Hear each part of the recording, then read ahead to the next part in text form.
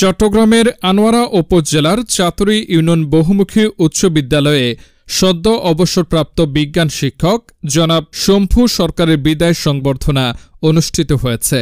সোমবার 15 সেপ্টেম্বর বিদ্যালয়ের মিলনায়তনে আয়োজিত এই অনুষ্ঠানে শিক্ষক, শিক্ষিকা, কর্মচারী, প্রাক্তন ও বর্তমান শিক্ষার্থী, স্থানীয় জনগণসহ ইলেকট্রনিক প্রেস মিডিয়ার সাংবাদিকবৃন্দ উপস্থিত ছিলেন।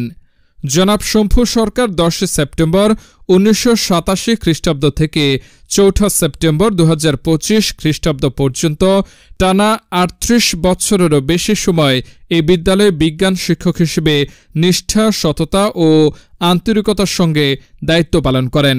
ওনার মতো একজন বহুগুণ সম্পন্ন শিক্ষককে আমরা আজকে হারাতে পড়েছি।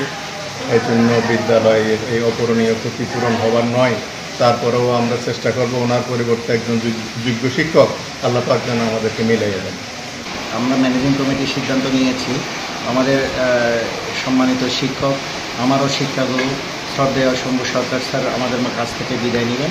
এই উপলক্ষে যেহেতু স্যার দীর্ঘ 38 বছর 1987 হতে বর্তমান পর্যন্ত স্যার আমাদের স্কুলে শিক্ষকতা পেশায় নিয়োজিত ছিলেন এবং আমাদের ছাত্রদের উনি নিষ্ঠার সাথে পড়িয়ে এসেছেন এবং ওদের নৈতিকতা শিক্ষা দিয়েছেন।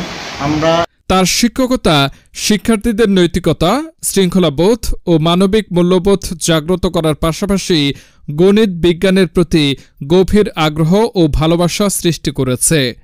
আন্তরিক একজন ভালো শিক্ষক ছিলেন এবং আমি ওনার সর্বাঙ্গীন সাফল্য কামনা করছি এবং সুস্বাস্থ্য দীর্ঘায়ু কামনা করছি।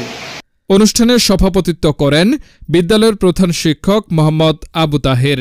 প্রধান অতিথি ছিলেন বিদ্যালয়ের সভাপতি অ্যাডভোকেট মোহাম্মদ হাসান কায়েস এবং বিশেষ অতিথি ছিলেন অভিভাবক সদস্য কাজী আবু তাহের।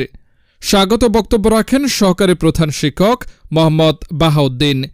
পুরো অনুষ্ঠানটি সঞ্চালনা করেন সহকারী শিক্ষক জনাব শান্তনু মজুমদার। এছাড়া বক্তব্য রাখেন শিক্ষক প্রতিনিধি মোহাম্মদ ইদ্রিস, সহকারী শিক্ষক জুয়েল সাহা, খালেদ নেওয়াজ চৌধুরী সহ অন্যান্য শিক্ষকবৃন্দ। অনুষ্ঠানের শেষে বিদায়ী শিক্ষক শম্ভু সরকারের সুস্থ, দীর্ঘ ও কর্মময় জীবনের জন্য দোয়া ও শুভকামনা জানানো হয়। আজ আমার বিদায়ের দিন, বিষণ্ণ মনে উপস্থিত হলাম। সহকারী শিক্ষক বিজ্ঞান, আমি 1987 ইংরেজি 10/9/1987 ইংরেজি সালে অত্র বিদ্যালয়ে আমি যোগদান করে আমার কর্মজীবন শুরু করলাম।